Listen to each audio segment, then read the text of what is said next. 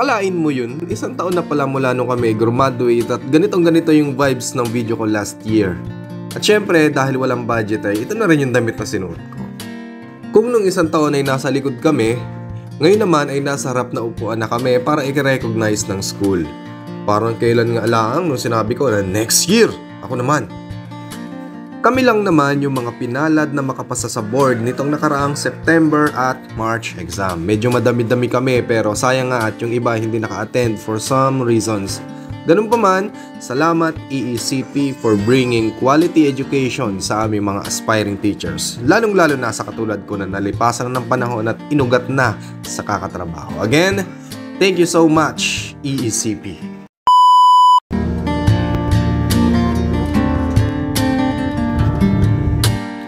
After a week ay lumuwas kami para sa outtaking namin sa PICC. Medyo nanibago lang ako dahil ilang taon na rin yung huli kong luwas ng Maynila. Siguro mga 10 taon siguro. Baga kami lumuwas para naman makapamasyal man laang baga bago mag-out. Saka para hindi kami nagamadali at may oras pa kami para mag-prepare ng asutin. Pakarating ay naglibot-libot muna kami. Iniwan lang namin yung gamit namin doon sa atuluyan namin at di na kami nagpunta sa Luneta. 2011 or 2012 pa yata yung last na punta ko dito. At wala pa rin pinagbago, ganun pa rin. Sobrang dami pa rin tao. So naglakad-lakad muna kami at nagpunta sa Rebulto ni Rizal at kung saan siya binarel. At yung mga estatwa na nakatayo, tinignan din namin. In-enjoy din namin yung mga dancing fountain na nagailaw-ilaw at yung mga nagabugabugang apoy-buga.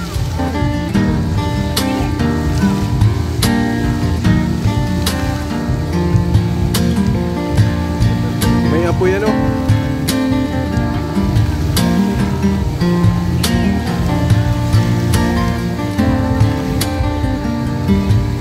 Simbahan ng Quiapo sana ang aming unang apuntahan. Kaya lang ay sobrang dami ng tao nung hapon. Kaya nagpagabi na lang kami.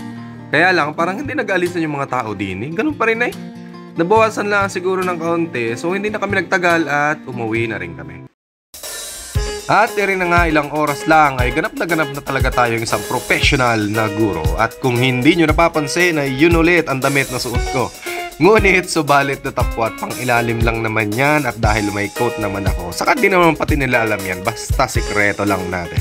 So nag-taxi lang kami and after a minute ay eto na, Philippine International Convention Center.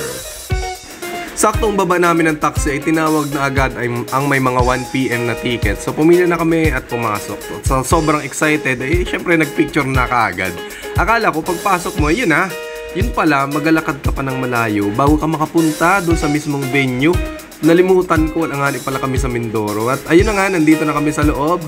Sobrang lamig at gusto kong sumigaw sa sobrang excitement. Kaya lang, nakakahiya.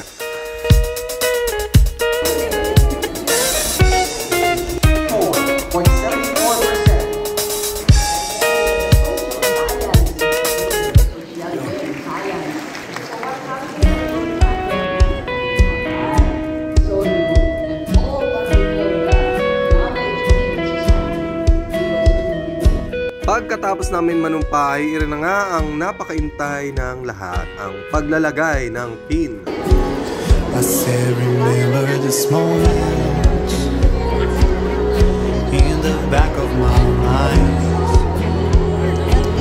The time we stood with our shaking hands, the crowd and stands went wide. We were the kings and the queens. LPT na! Tonight you dance like you knew our lives will never be the same. You held your head like a hero. At bago matapos ang ceremony, talaga naman ang mga direktor pinagsayaw pa kami. Nota mo.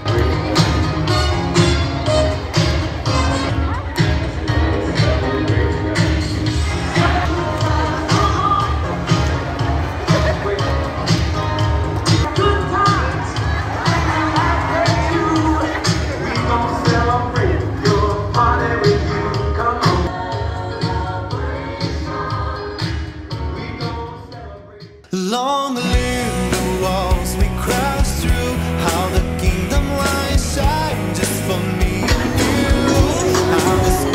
Ayun, katatapos lang yung ceremony. Yun, palabas na kami.